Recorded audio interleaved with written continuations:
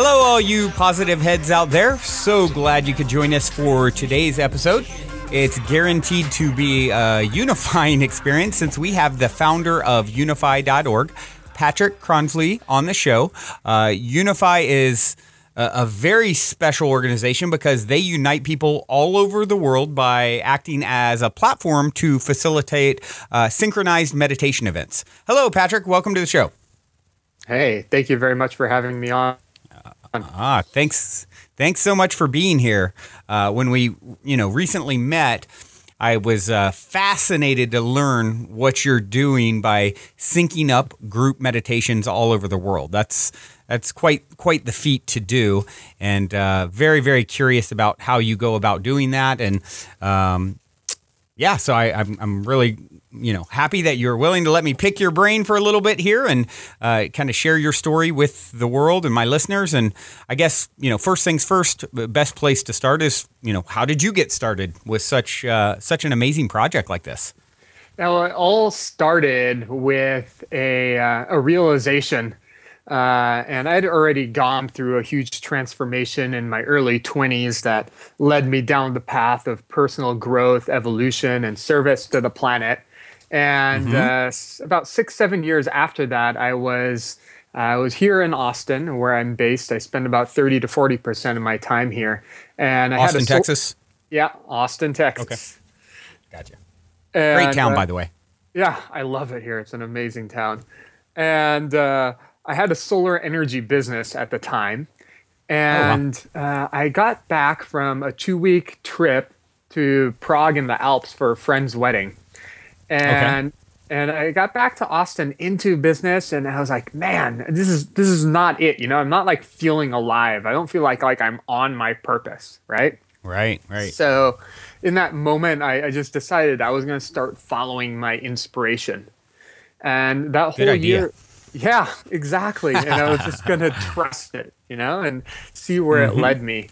I had an amazing journey that year. And later in that year, I went to India for a month. I spent half the time, focused on helping develop this school in a village outside of Delhi. And then I spent some time at this oasis in the middle of the desert. And then I also spent time in the Himalayas. And this entire trip, I really took time to reflect and see what are the gifts I have to give to the world, and what am I meant to create. Right. And every morning after my meditation, I just allowed my inner guidance to lead me, and it led me to such amazing journeys, and conversations and experiences that I started developing a trust in that inner guidance and following it wherever it led me. And something else that really happened on that trip that was magical was meeting people from all over the world that shared the same vision and perspective I had for what was possible for this planet. Yeah. Right. And so it gave me a sense of whoa, there's a global tribe, that all have the same vision of what's possible for our planet. More and more coming online every day, right? Oh, yeah. Millions and millions that I'm witnessing, realizing that our inner peace, our inner happiness, our inner wealth, our inner strength, our inner abundance, our inner joy is worth spending time cultivating. And in doing so, in collective experiences, we create very blissful experiences together. Sure. And then every system that gets created on the planet can be informed from this place rather than from a place of division and pain. Unification as opposed to separation mentality, right? Yeah, exactly. And there's so much of what's happening on our planet. This has been happening forever, and it's happening less and less, and we're evolving out of is the notion that there isn't enough, and that we've got to fight for resources, or fight for happiness, or fight for love. And the truth is there's more than enough for all of us. Absolutely. If we work together, right? We could end world hunger tomorrow if we just took a fraction of our military budget, took all these resources that are dedicated towards how do we destroy each other, and instead funneled it into how do we create, a sustainable worldwide, infrastructure, it would end overnight. It's wild to think about. Yeah, exactly. We're doing a similar calculation in Unify. We have a project where we're helping fund wells in India and Africa, and wow. we calculated that it would take about 0.05% of the amount of money that we spend on war every year as a planet to be able to build enough wells to provide water for everybody that needs it. Wow, that's an incredible number. Yeah, it's amazing. And those solutions exist, and they're not going to be widely implemented until on a mass scale, us as human beings heal the division inside us, until we're peaceful and we feel whole and we feel good inside, then all the systems are going to start reflecting that. And that's what we're seeing in Unify, and that's kind of like what really inspired me to create everything that we're creating, is because we're seeing a naturally emerging movement of people coming together and connecting in this way. Right. And so our intention is, and my personal intention is, never to change the world, really. The reason that we organize global synchronized meditations and days of action is because we love meditating, and we love meditating with as many people as possible.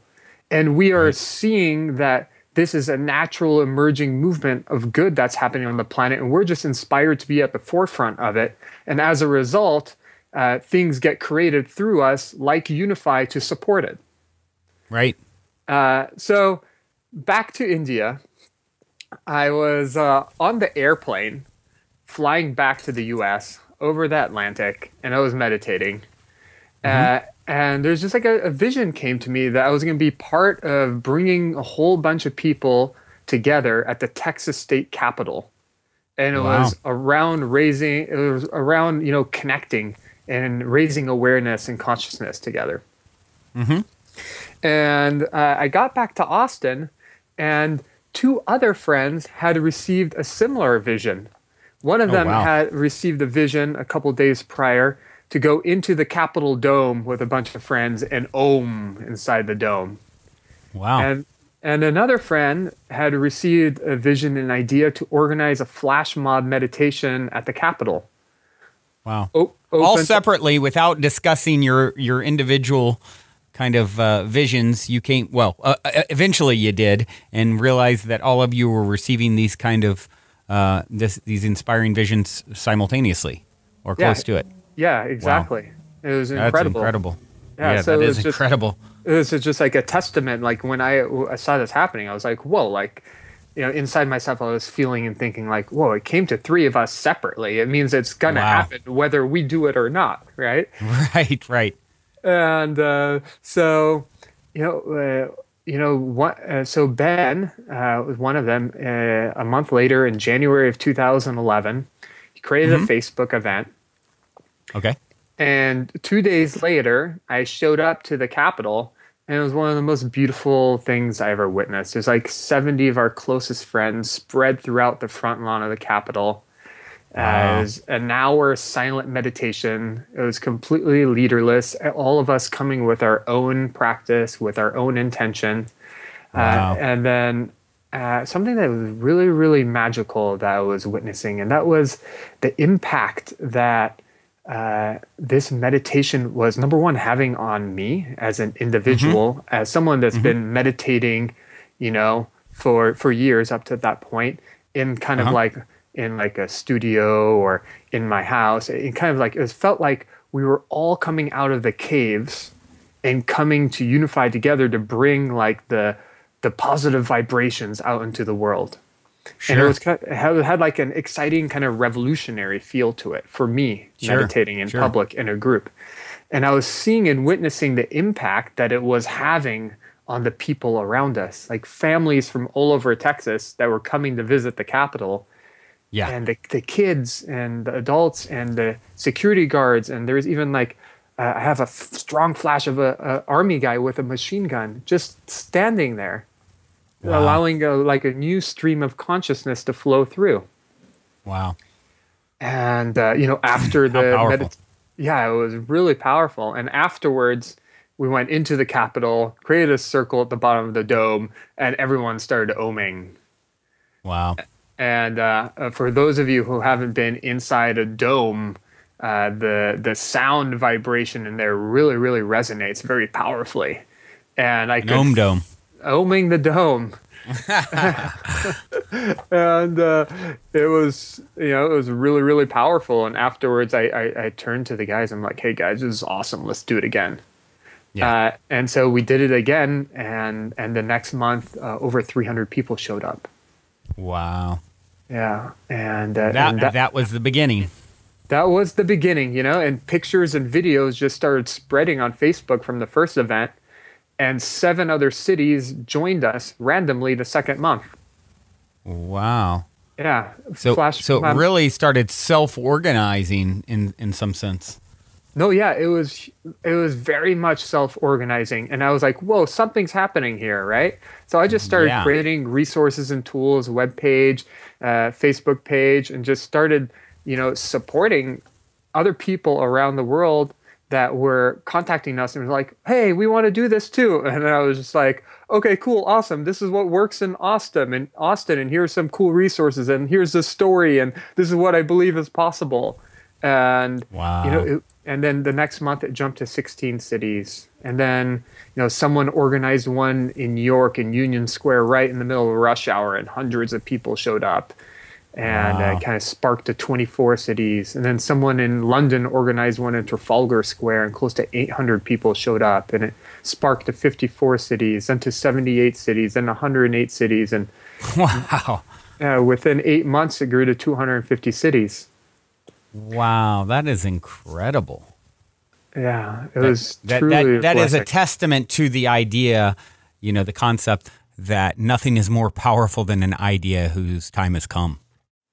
Yeah, exactly. It was definitely the time that had come. Like we weren't doing any marketing. It was like literally like it was just like exploded by itself, and I was just trying to keep up with serving the whole thing. And I'd say about 60% of the people that I talked to, all those organizers in the early day, it was a similar story. They were meditating, and they had a vision that they were supposed to take their community out into public and meditate in public. And then they went online and found out that it was already happening, and then emailed us. Wow. Yeah.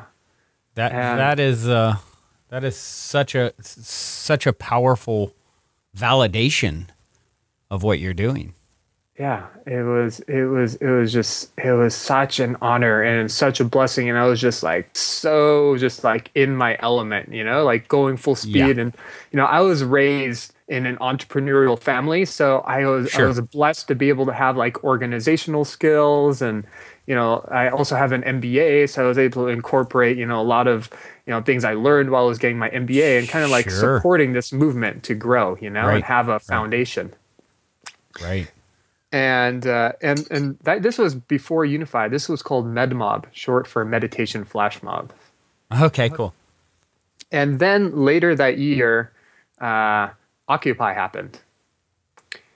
And MedMob quickly grew from 250 cities to 450 cities in 2 months. Wow. Yeah. And then I ran out of money.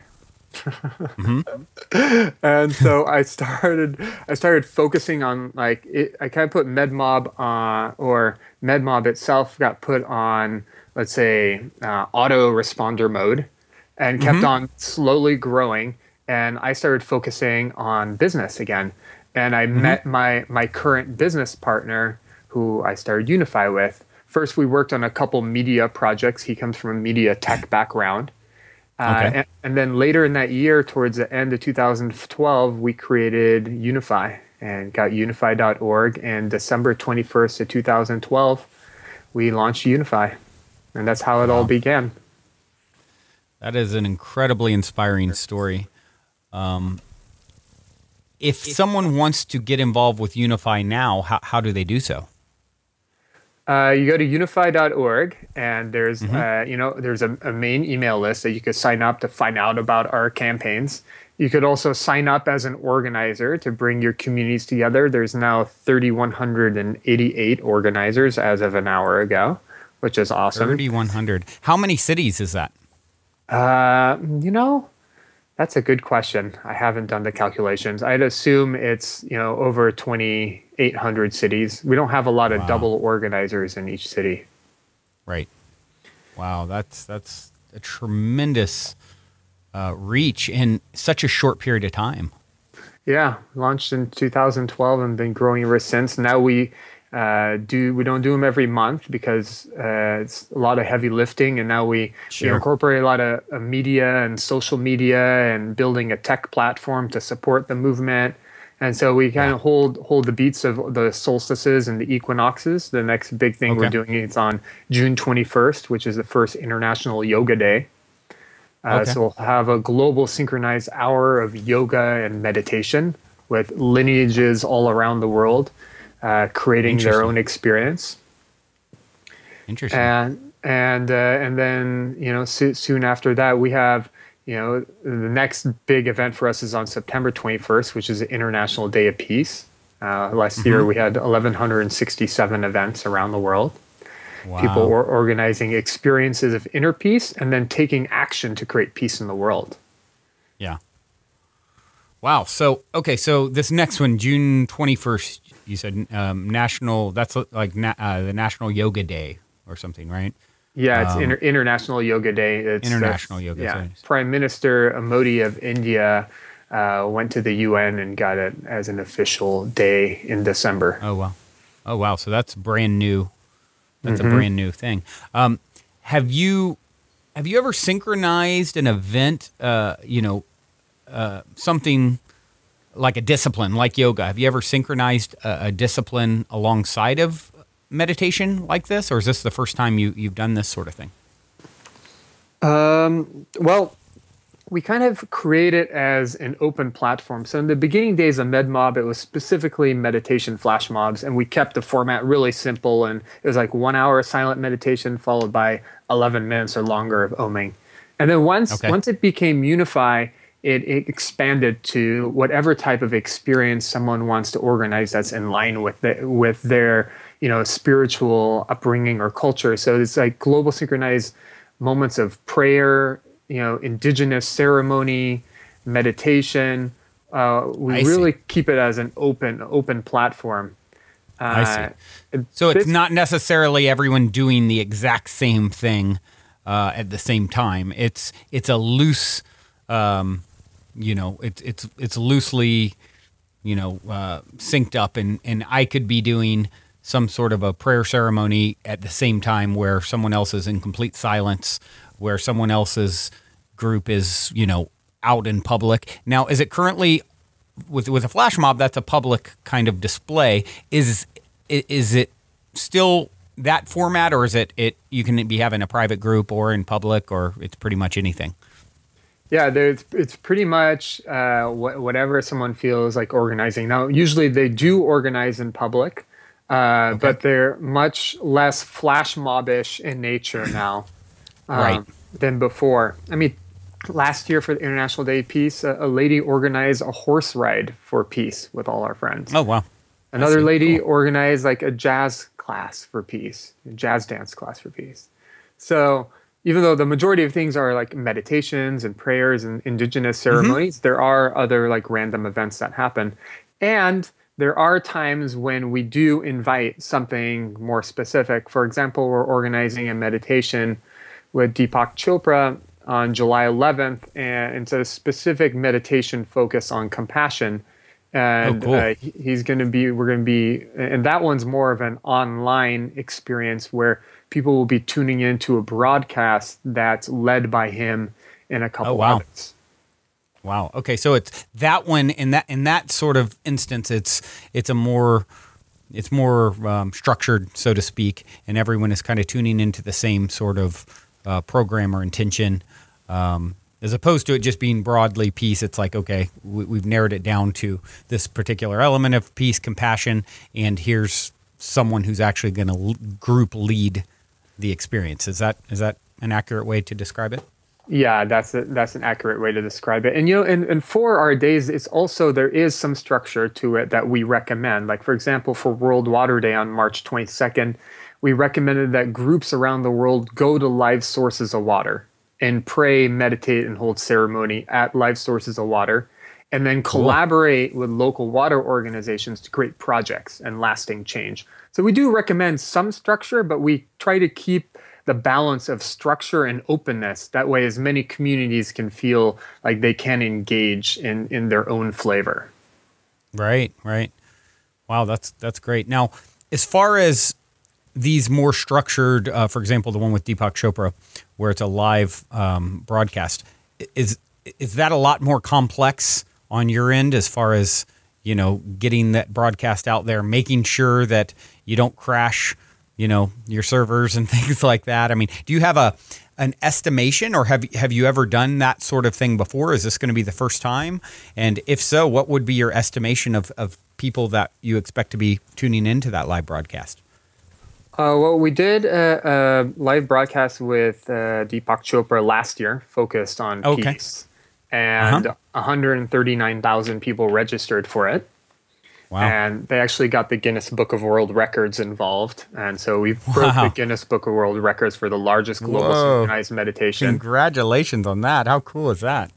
Yeah, that's pretty fun. And to be honest with you, we don't carry a lot of the burden of creating the actual events itself. The Chopra Center completely created all the infrastructure and the streaming structure, and we had the blessing of being more of like the marketing arm of the event where we galvanized the world audience to tune in for the broadcast, and they focused on the actual event itself and taking care of like the infrastructure. Yeah. Now, you've also had some pretty big figures like Guru Singh and some others that have helped with, the synchronized meditations, correct?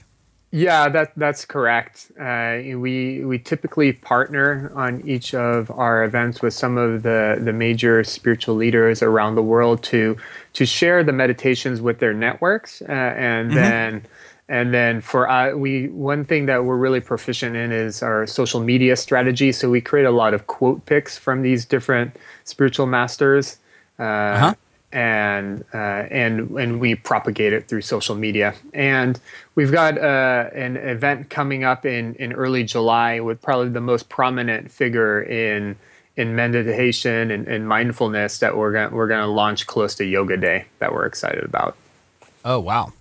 So that's something that is yet to be announced? Yet to be announced, and it will probably be our biggest global meditation yet. Wow, that sounds exciting. So I guess the best advice to give on that is everyone stay tuned to unify.org when that news breaks. Now, do you have any kind of, this is something I'm curious about, do you have any kind of feedback mechanism to track how many people participate in your various events, or is it just too much going on in too many different ways to do that? That's been the question of the year, or the 2-3 years we've been doing this. And we always know approximately how many events are being organized because we have a map technology that we've built that organizers register their events to. And then now organizers put in an estimated amount of attendees, so we're able to estimate. What we are doing is we've architected and are raising funds right now in the Silicon Valley to build a whole tech platform to support our global synchronized days of meditation and action. And when that platform is built, we'll be able to more easily quantify because everyone involved in the meditations will be able to engage in a deeper way. Very cool. That's super exciting. Now, do you have an idea of how many then that you have conducted to date? Through Unify, since Unify launched in 2012, we've done 12 campaigns, global synchronized campaigns. Yeah. Wonderful. And you had mentioned earlier that you typically schedule the meditations on solstices, equinoxes. Why is that? What about those particular times do you find significant? Well, we found that doing an event once a quarter for now is very doable for us, and it kind of creates we've gotten in a rhythm of that. And then for many generations, the solstices and the equinoxes have served as a sacred time to connect, as a community and create momentum and set intention.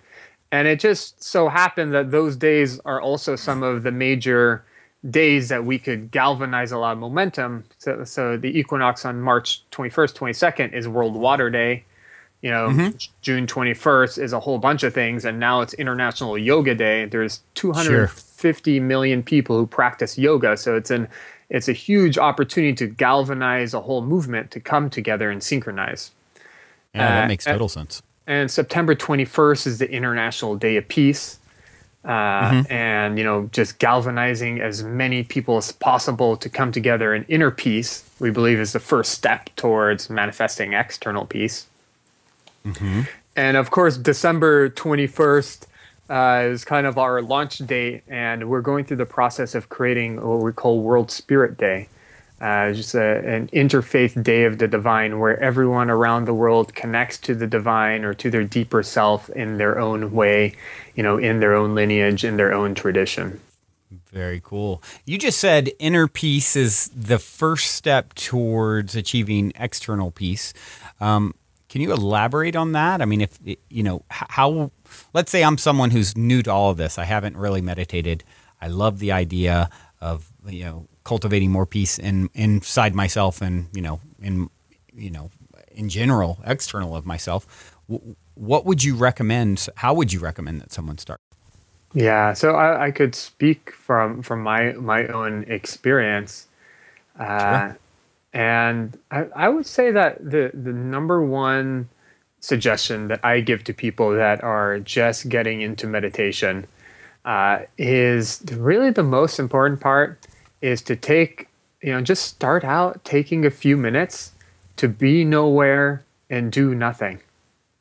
Right. And that's really the first step, just to take a few minutes for ourselves, just to clear and relax. And it could even just be listening to my favorite song for 5 minutes and unwinding. Right. It could be an 18-minute power nap at 3 p.m. every day.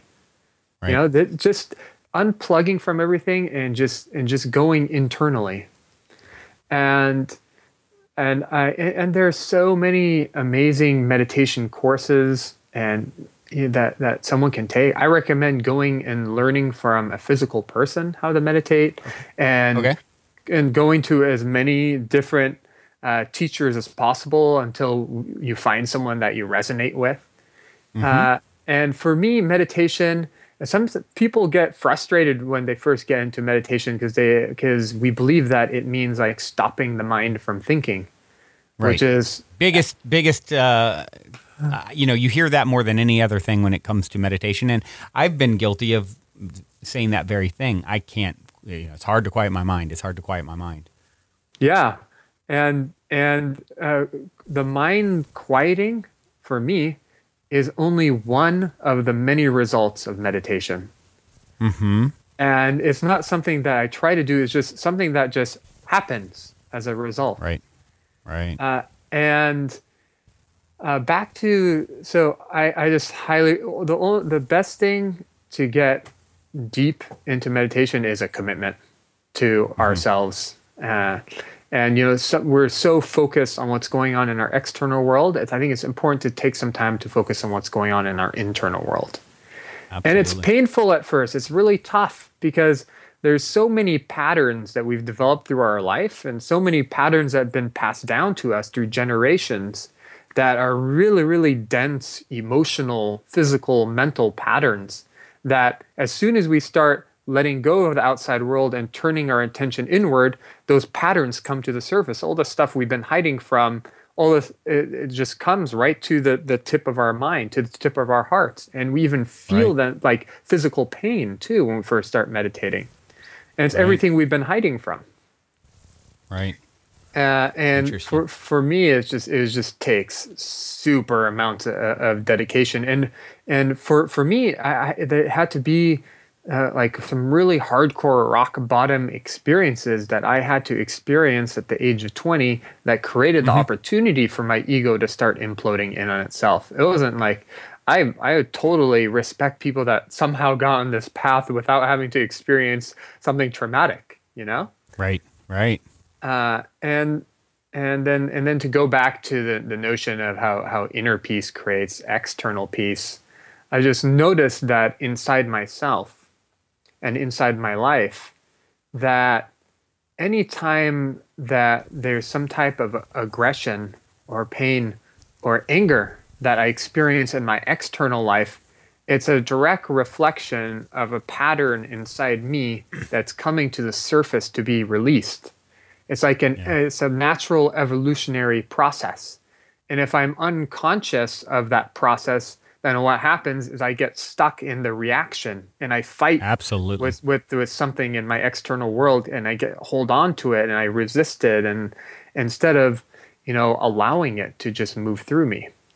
Sure. Yeah, I am very fond of that subject because, I'm such a firm believer that everything external is simply a mirror of your internal state. So most people are reacting to these external things in their life, but really those external things in their life and those people and events and so forth are mirrors of some aspect of their internal state. So, it really is true. I found it to be, a very true statement that, if you want to change what's happening external, you go within, and when something is happening external, I'm always saying, okay, how is this a reflection of me? How is this, whether good or something that's difficult? How is this a reflection of me? What is it that it's showing me that I need to work on? And when I approach it from that perspective, it gives me a whole different light in how I view, instead of, this victim mentality. It's like, okay, everything is a reflection. And this is reflecting some part of myself that I need to address. And I typically can find the correlation, and it helps me to process and deal with, whatever it is that needs to be dealt with. And I think that's a huge, huge point that you bring up. So I just wanted to kind of chime in on that. That's one of the biggest turning points in my own life, realizing everywhere I go, I'm there waiting for myself, in some way, shape, or form. Every person, place, or event is a reflection. Yeah. Thank you for that reminder. It's like I feel like, I'm being moved through this world, right? There's a very strong energetic force that's undeniable, even now in science, that's moving up from the earth and moving down from the stars and the galaxies and all that, and connecting to the core of the earth. So and then there's gravity, and then there's gravitational pull of the sun and gravitational pull of all the stars. And so we have all this energy that's moving through us at all times and kind of moving us through the earth. And this energy that's moving through our body is also moving through all these patterns that we've developed. And as it moves through these patterns, it attracts like patterns to connect with, Yep. And it is such an amazing, fascinating experiment. And so that's one other thing, like I really inspire or invite in people that are just getting into meditation, is it's like an adventure. It's an experiment into the internal world and how the internal world plays with the external world. And it's fun. Right. Absolutely. It's, and of course you have some people who, some of these kind of concepts are hard for them to grasp, or just not, really familiar in their typical, in their nature to kind of think in these ways. So I always find it really interesting for some people, they're so science-based, and, even if you're looking at the science of it all, I'm sure you've seen studies in recent years talking about how meditation, rewires the brain in all these positive ways. And, it's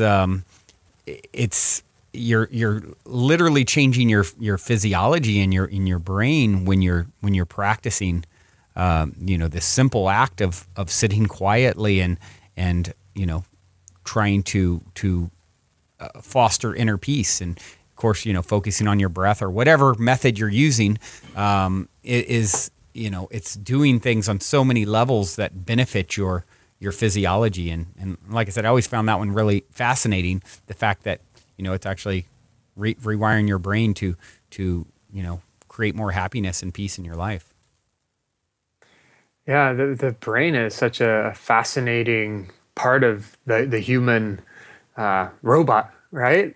Yeah, right. So powerful. And, I didn't even think about this before or reflect on this before, but at Lightning in a Bottle, I was having a conversation with Nassim Haramein, the scientist. Yeah. He was talking to me about how the brain is 90% water. And right.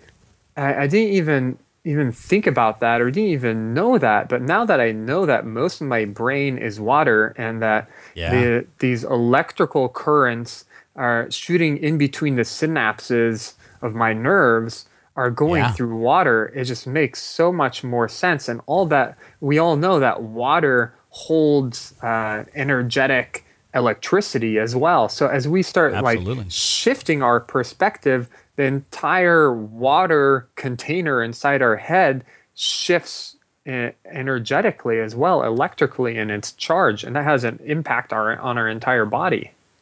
Absolutely. And I'm assuming you're familiar with the studies by Dr. Masaru Emoto in his book, The Message in Water.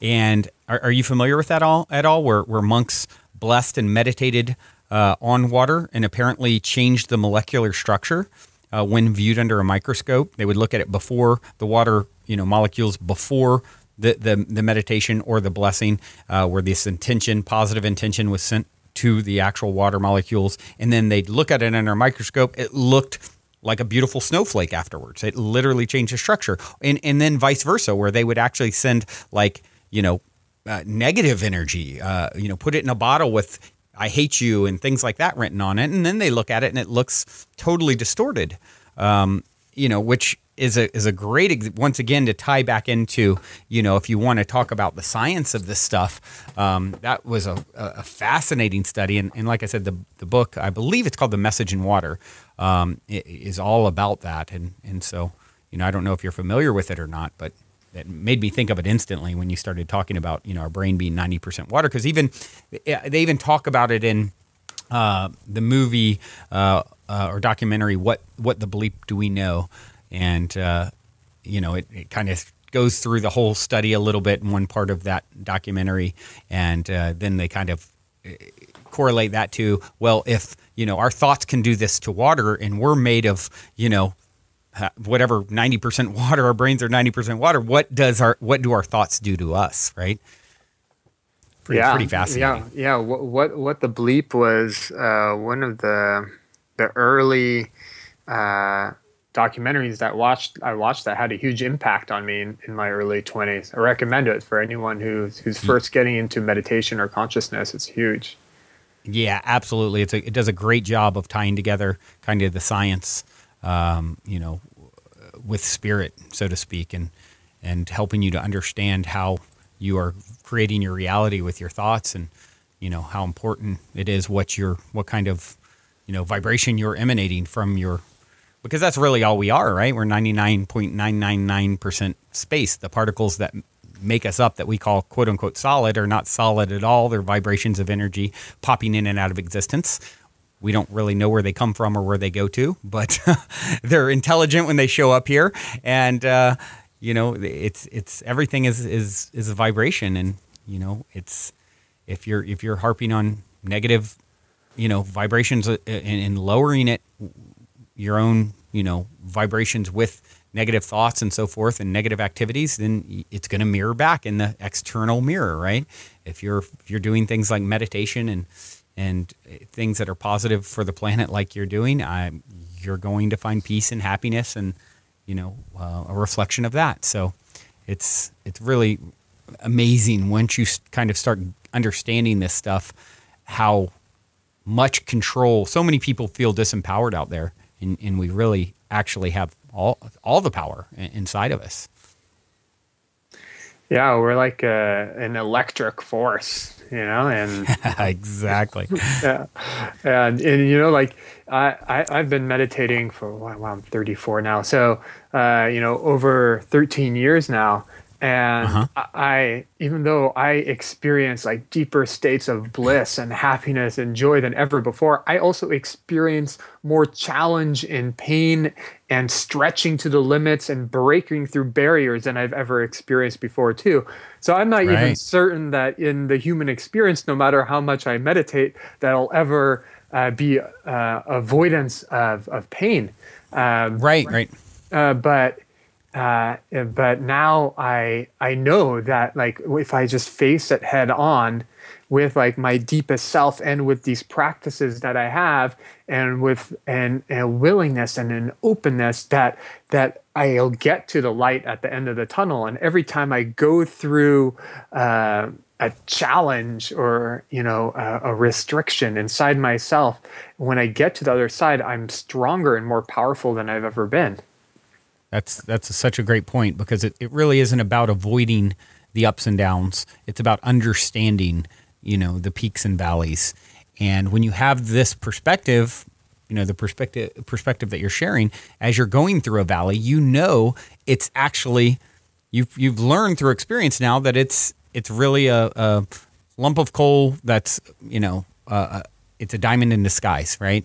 So as you move through it and you have the courage and intention to move through whatever the trial or tribulation is, instead of saying, "Oh, I'm a victim and poor me and my life sucks," you're going through it like head on, like you said, with courage. You come out the other side and you realize it's really, at least in my own life, I always have realized, wow, that thorn in my side was really leading me to a greater strength in some way.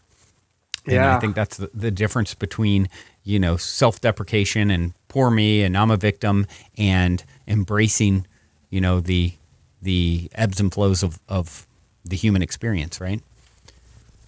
Yeah, and something that I just remembered very powerfully while you were sharing what you were sharing is that every painful spot that I go through, or every transition that I go through, or every, there's sometimes where I'm just like have like I'm a man, so I have like sometimes I have a lot of rage moving through me, right? Sure. And when I go through these places, and through these rough patches in life, what really is apparent to me is like, whoa, this has always existed inside me. Yeah. And I'm glad this is a blessing that it's coming to the surface so it can be released and be gone forever. So Right. whenever something's happening in my life, I see it as a gift. Like one of my deepest teachers in my life is, really, shared the perspective with me that everything in our life happens for us. It doesn't happen to us. Right. I love that statement. Yeah. Life is happening for us, not to us, right? Yeah, everything's an opportunity to heal, and to get to a new place, a new perspective where we can then experience life more fully. Yeah. Yeah, absolutely. I love that concept. It's a concept that changes everything. It really does. And meditation is just a tool that helps to integrate that sort of perspective into your world, in my experience. And I'm on it, to be perfectly honest. I'm not as disciplined as I'd like to be with it, although I am in the process of setting up a room in my house that is just for the purpose of meditating. And my partner is a energy healer, and so doing things like that in this space. So I'm super excited. I mean, the last week of my life has been kind of getting that whole set up for that purpose specifically. So that's one thing that I think is going to help me greatly, is having, and you'd probably agree with this recommendation, create a space that is specifically for your practice, your meditation practice. So that's something that I'm personally trying to do to step up my game, so to speak. I don't know how often do you meditate? You said it's been 13 years. Is it a daily, multiple times daily, weekly? What is it for you? Yeah, so it continues to evolve and grow. At the current moment, I wake up at 4 o'clock every morning, Oh, wow. And I get up and I meditate for 20 to 30 minutes. And then I lay back down. And I just go into that like super blissful morning cuddling with my soul for Right. you Right. know, just that feeling when you hit the snooze button is like the waking up at 4 o'clock and meditating and then going back to sleep is like hitting the most ultimate snooze button. Wow. And then I get up somewhere around 7:30, sometimes earlier, somewhere between 6:30 and 8 usually. And I get up and I meditate for another 20 to 30 minutes. Wow. And I am a very physical being. So after that, I put on my running shoes and I get outside and I walk and I jog and I stretch. I do push-ups. I swim. And I move my meditation like into my body. And, you know, Wonderful. I'll think of like a specific emotion that I want to embody for the day. And I'll just sprint that emotion into my body. Or I'll be doing push-ups and I'll think of like a vision of something I want to create in my life or how I want a specific meeting to go. And I'll do my push-ups with that intention and just infusing and visualizing exactly what I want to create. Brilliant. Or I'll have like a fear that I have coming up in my life that I want to let go of. And I'll just hold that fear like tight in my fist and I'll just run into the water. And as I'm running to water, just completely let go of that fear. Wow. So I kind of like, I'm a physical. So I like to, like my meditative practice becomes very physical. And then when I jog or I walk back, I kind of shift my focus from going internal to start to kind of create my day and thinking of all the external things. So the first part of my practice is very much about getting as deep as I can. And then the second part of my practice is about bringing that new perspective into all the meetings that I have for the day. So I start thinking about all the tasks I want to accomplish, all the people I'm going to meet with, and start creating how I want those outcomes to be. Wow, that's super inspiring. And then I get back and get ready for the day. I make myself something in the morning to drink that intentionally is for upgrading my body and making my body as healthy as possible. So whatever that is for you, go for it, like research it. And, it's important for the first thing that goes in our body every day to be about like making it as healthy and vibrant as possible. And then every day at noon, 1 o'clock and 2 o'clock, my alarm goes off on my phone. And no matter what I'm doing, I pause and I take 3 breaths just to like recenter and reconnect. And then I dive back into my day. And then somewhere between 3 and 4 o'clock, I'll meditate for 20 minutes or I'll take a nap for 20 to 30 minutes. And then at night before I go to bed, I do some journaling and reflecting, and I meditate. But my meditation at night is more of a prayer. Like I ask every cell in my body, every layer of my being to open up to healing while I'm asleep. Or if there's some type of insight I want to gain, I'll ask my mind and my heart to open up to, for example, like a specific idea while I'm asleep to solve this specific business opportunity or business challenging that I'm facing. And I kind of send my mind and my consciousness on a journey while I'm asleep. And then I always end the day with just gratitude, just the feeling of gratitude. And for me, meditation is very physical, right? As I mentioned. So I always I'm going to take 12 breaths right now, just focused on the feeling of gratitude, or 3 breaths. I always do something that I know is going to be simple and achievable. And then if I feel inspired to do more, I do more. Wow.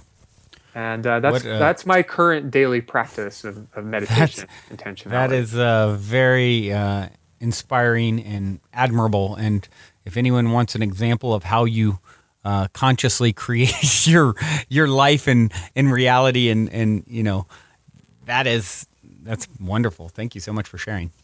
Yeah, you're welcome. And it took a while to build up to here. It was Yeah, and that's what works for you, and that you came up with that. It's not like there's a right way or wrong if you did less or more. It's like you figured out your own unique kind of plan over time, and it's what it sounds like. And I think that's important for people to realize, because that is probably intimidating to someone who's starting out. And it's like, I'm sure you didn't start out that way, right?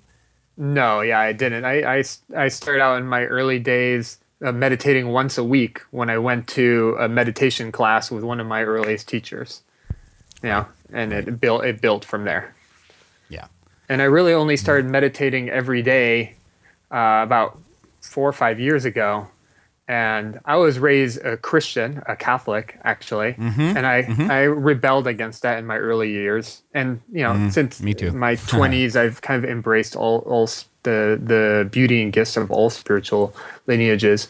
But I was hanging out with 2 girlfriends of mine, and it was like Ash Wednesday or something like that. They're like, so what are you going to give up for Lent? And I was like, you know what? I don't think I'm going to give something up. I'm going to commit to something. And every morning for the next 40 days, I'm going to meditate for at least 10 minutes. Wow. And I did it. And ever since that Lent, 5 years ago, I've been meditating every day with the exception of maybe 40 days. Wow. Wow, that's impressive. I mean, you definitely got the discipline and the drive, and,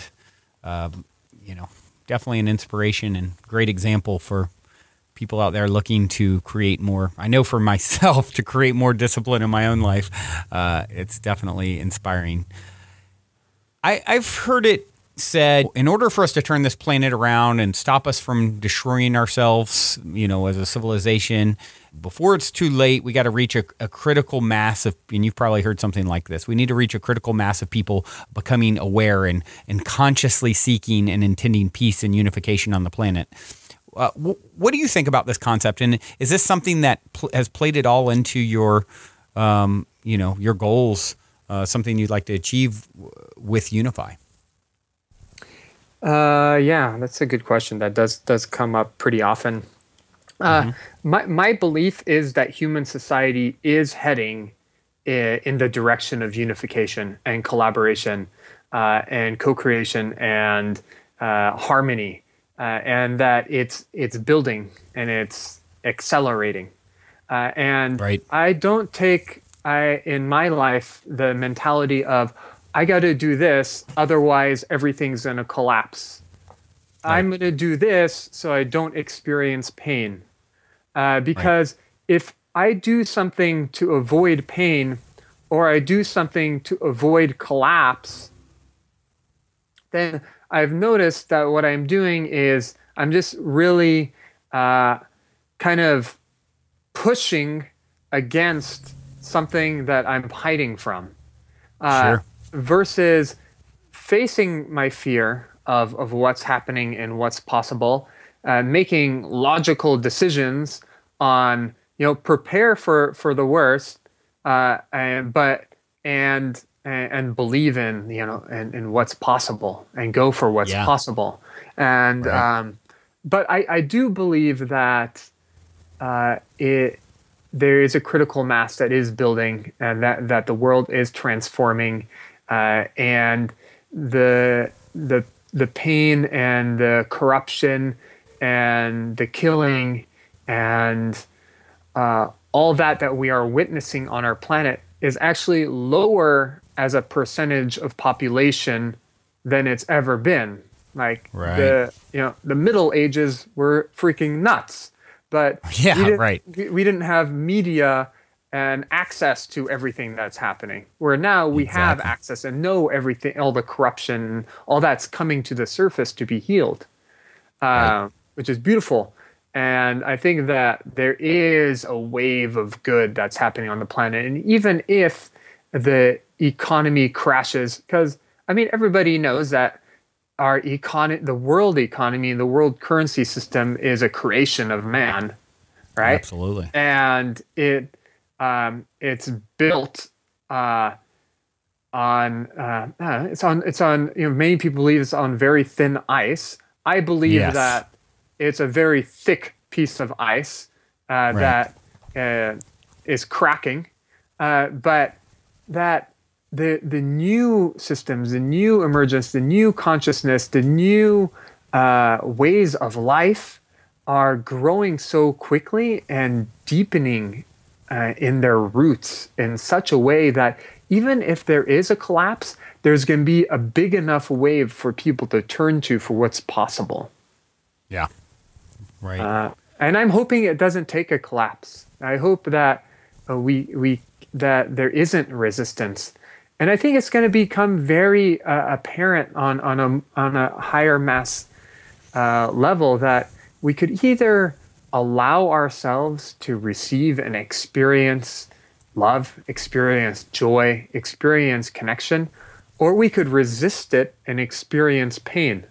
And I think that, I don't know if our world or our sun or the galaxy is going through like a brand new, place in the universe where the energetic forces are stronger, but it seems as we propel through the universe, entering a new vibrational kind of region. Is that what you're suggesting?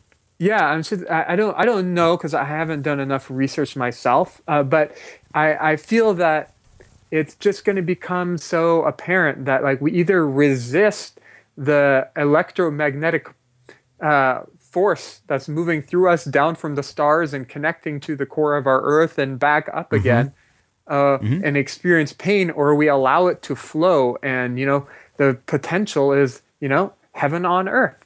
Absolutely. And so I don't know. But then I visit third world countries and I see the deep amounts of depression and manipulation that's way worse than here in the US. And I'm like, how is this society going to transform? But but then in those societies, I realize and see that since there is so much more control by the people at the top, as soon as the people at the top start transforming and waking up from the inside out, then the entire society within like an instant could grow and evolve, to match that. Absolutely. So I'm hopeful. And, a lot of people think that I'm naive, especially my dad and my uncles and the people in my nuclear family. But I know enough and met enough people to see the transformation happening in all sectors of society. Absolutely. I've been on this sort of path of I guess spiritual growth and understanding the connectedness of all things and for quite some time. And it was, I often say, for the first 15 years of that journey for me, I would talk about these sorts of subjects and people would say, okay, that's really interesting, or you're crazy.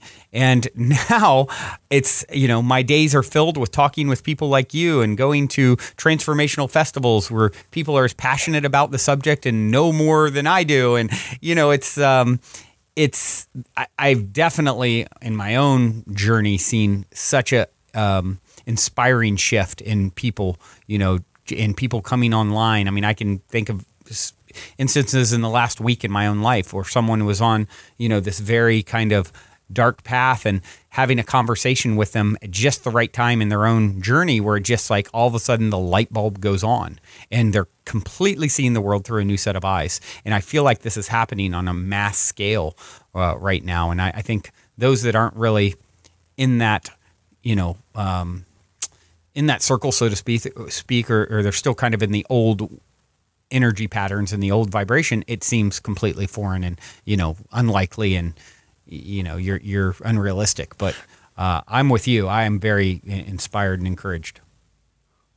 Awesome. Yeah. Like I'm even witnessing in friends that I went to high school with that, they're pretty well off. They're doing well in business and, but they're like, they're in their mid 30s now and they're like, you know what? Like I just, all I want to do is hang out on my ranch with my kid and my wife and just chill and fish and be like, I don't care about, conquering the world. Right. And it's amazing just to even, see people that aren't even, there and they're, it's just, I have no words for the amount of people that I'm seeing that are completely unexpected starting to open up shifts to their perspective. Yeah. Yeah, it's amazing. Yeah, it is. It's an exciting time to be alive. And I think what you're doing is playing such a crucial role. It's like seems like such a necessary, staple, something that needs to be a part of the formula. So I definitely commend what you're doing. And one thing that I was curious to ask you also, I'm sure you're must be familiar with the story where a group of meditators set out with the aim of, and I think even we mentioned What the Bleep Do We Know, the documentary. I think they talk about it in that, if I recall. It's been a few years since I've seen it, where, a group of meditators set out with the aim of reducing crime in Washington, D.C. I think it was like, the summer of 93. And, people were collectively meditating over like a 2-month period. This experiment had started with a few hundred, I want to say, 800 or so meditators, grew up into the thousands, 4,000 meditators by the end of the 7-week period. And, because they had conducted the same kind of experiment previously, they knew they would achieve a 20% success rate in crime reduction simply from meditating on the intention to do so. And at the outset of the experiment, they announced publicly that their efforts would have this, this sort of success, 20% reducing crime in Washington, D.C. over the summer. Before the project began, violent crime had steadily been on the rise the first 5 months of that year, I remember. And, with the onset of summer, which always has the highest crime rates of the year there, the prediction seemed ludicrous to many, as crime was only expected to increase over the time period. And of course, famously, the prediction was ridiculed by the chief of police, who stated, the only thing that would possibly reduce crime by 20% in Washington, D.C. that summer would be 20 inches of snow. And in the end, the most significant reduction occurred near the end of the experiment, when the group of meditators was at its largest, and the result was 23% or so reduction in crime. They actually, a little bit more than 20%.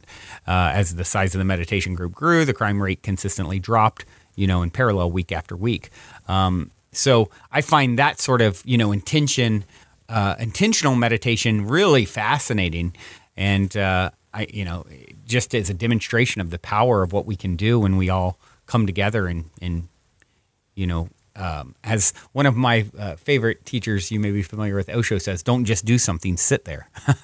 You get these group of people sitting there and actually doing work, so to speak, on a level beyond, physical action is just it's a fascinating concept. I'm assuming you're familiar with that account? Yeah, I am familiar with those studies, and it's amazing because that gives a lot of justification for what we do with these global synchronized meditations. And we have a strong belief that it's having an impact, and number one, it's having an impact on us as individuals. There are studies that show that meditating in groups of people, in large groups of people, has an actual biophysical impact on our own health and our own state of being. Right. And I think then the byproduct is that we're like we were talking earlier, we're a bunch of electrons, and every time our heart beats, it's actually sending out an electrical impulse out into the world. And when many of us get together, they've shown in studies that the brain waves start syncing up, the heartbeats start syncing up, and so when we come together, we're sending an electrical pulse out into the world, and the electrical pulse is going in all directions, and so it's having a very subtle impact. Right. And then when we couple that with a specific focus and a specific intention, it's very, very, very potent. And this is one part that I've tried to stay away from, actually, is to have our global meditations focused on something, because I've learned that a lot of times the focuses that we choose, again, are to avoid pain or to fix something that's wrong, where I have found that if we just take the time to connect and to heal and meditate and go deep, that naturally the electromagnetic impulse that's sent into the world will benefit all of us, rather than trying to pinpoint it or box it to something specific. Right. It's more of a longer term approach. Interesting. But I do also believe that one day the global meditation movement will be invited to have specific intention. Like, I will be as bold as to say that, before we decide to go to war, or the UN decides to go into Yugoslavia to prevent or stop a conflict, that a global meditation may have an impact on creating a solution. And I think even beyond just the energetic potential of it, just the fact that, let's say, the whatever conflict is happening in that part of the world, and the two leaders or the two factions that are creating the conflict know that there are millions of people around the world that are praying and meditating for the ultimate outcome, that in itself has an impact on them in coming up with a solution. Absolutely. Very, very insightful and interesting perspective on that.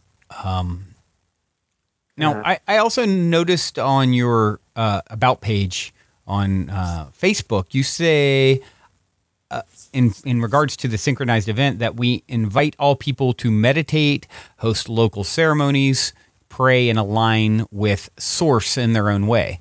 And I was curious, what is your definition of Source? Yeah, I've alluded to it a couple times on this interview. For me, I'm a very scientific person. So for me, the source is a combination of all the energetic forces that are happening right here, right now, inside me.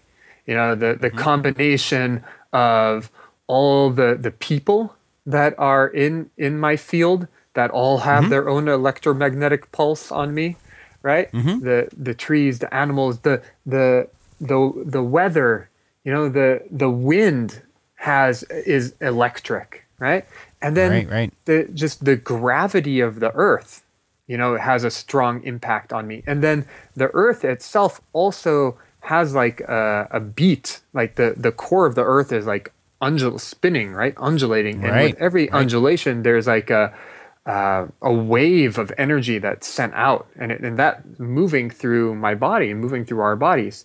And then there's like the force that's coming down from above, from the stars and the galaxy and the universe, that I experience as like a bright white light that moves through me, right? That as I start going through deeper and deeper states of meditation, I witness and I see more clearly.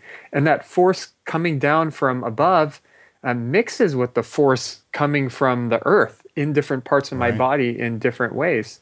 And then also there's a really, really, really, really subtle force that's pulling me up towards the heavens, towards the universe that I experience. And so the combination of all these forces, for me, is what God is what Source is what like the force of nature is for me. Right. Very, very interesting. Cool. Thank you for elaborating on that. So this brings me to a question that I love to ask all my guests. As my listeners know, I'm very fascinated with stories of synchronicity or serendipity or, positive paranormal events. And so I would like to ask you, Patrick, any story of synchronicity or, positive paranormal kind of event that you would like to share with us?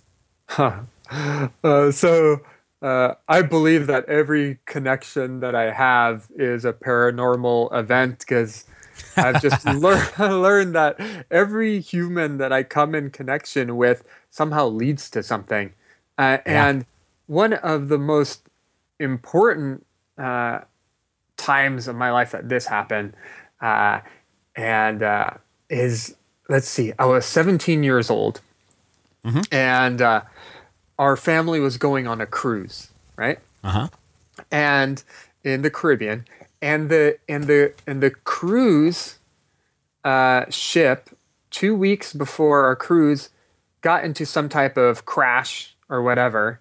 It was no one died. It wasn't like a big deal, but the cruise line got canceled. Our cruise got canceled, and so we got put on another cruise a week later, a different ship.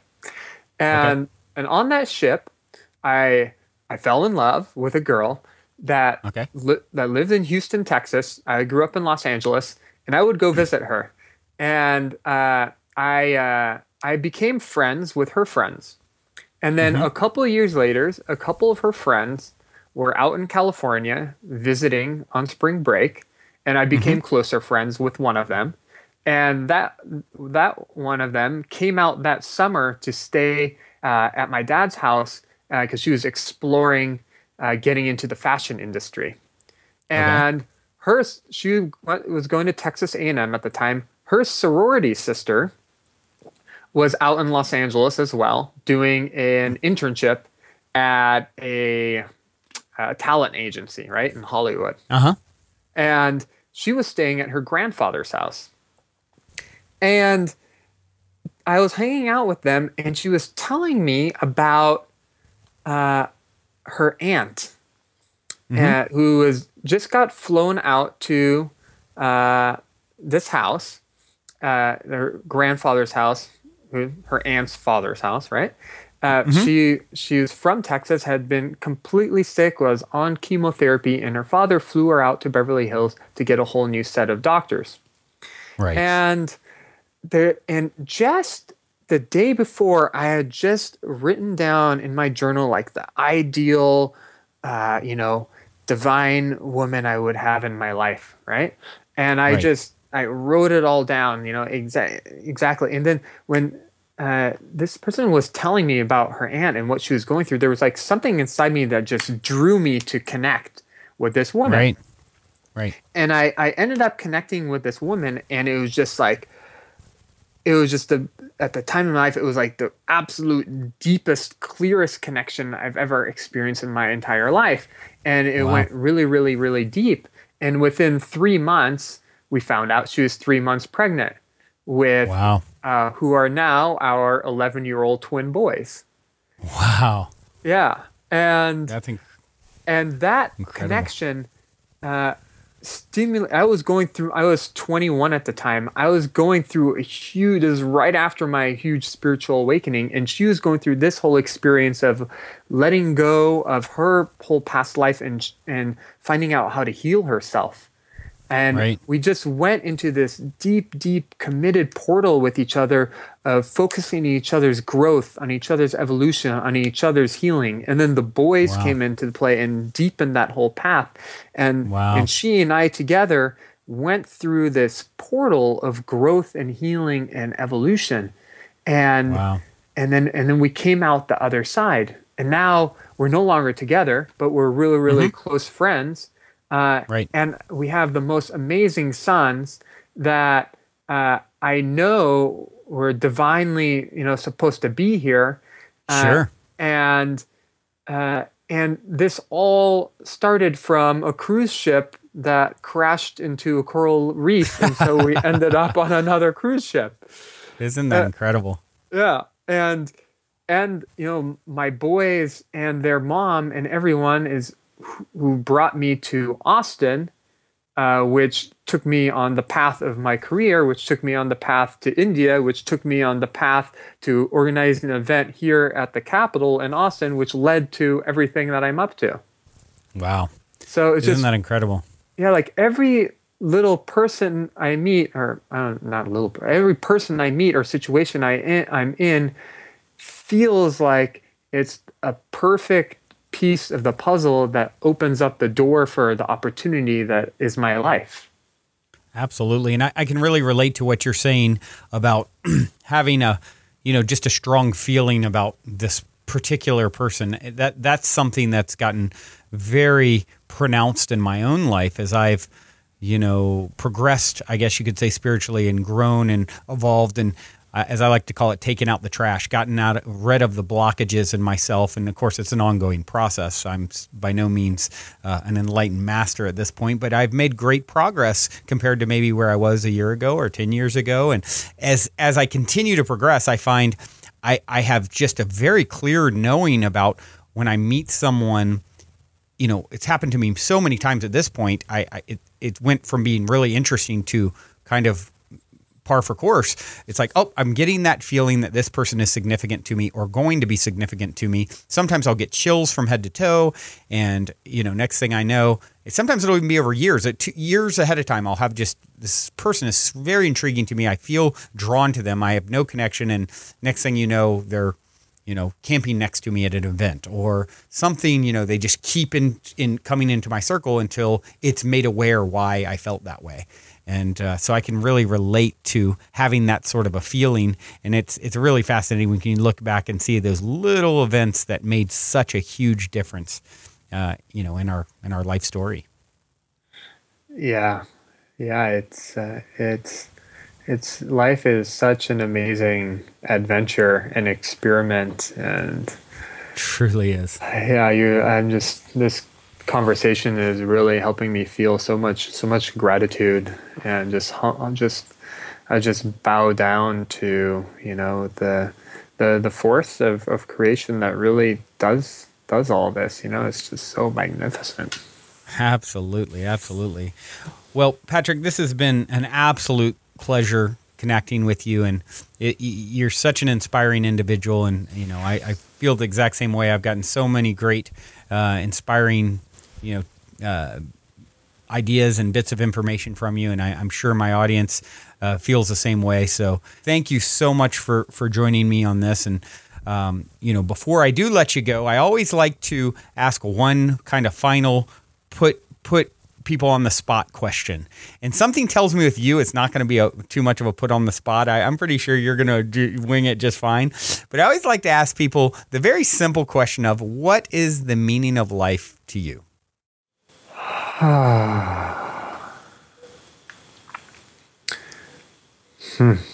think that honestly, the meaning of life, or the purpose of life, is to connect deeply to ourselves and connect deeply to people in our lives, and connect deeply to everything in our lives as much as we can in every moment, and evolve and grow and commit to service to ourselves first, and then to everyone around us, and to be of, I think the purpose of life is really to be of service and not try and control, really just to allow the goodness of life to move through us and create through us. Wonderfully said. As I knew, it wouldn't stump you at all. But I appreciate, you got to appreciate my efforts. No, I didn't want to stump you. I knew it would come particularly easy for you. So, you know, thank you so much once again, Patrick. This has been absolutely an incredible experience connecting with you further. And, you know, I look forward to seeing Unify continue to grow and blossom into the consciousness changing and raising organization that it already is. So, yeah, thank you again. You're so welcome. And by the way, I did pause for a while. I was stumped for a moment before the words came out. So thank you, because that actually caused me to feel more deeply into what my purpose and what the meaning of life is. So thank you for... You could hear it. Huh. Yes. You could hear it. I mean, you could hear it in the pause. I mean, honestly, it's like you can tell this person is really taking the question seriously and going within. And so it's a great pause. So awesome. I see it as a perfect addition. So Patrick, thanks again. Until next time, remember, as long as you ain't dead, you're already positive ahead. Take care, everyone.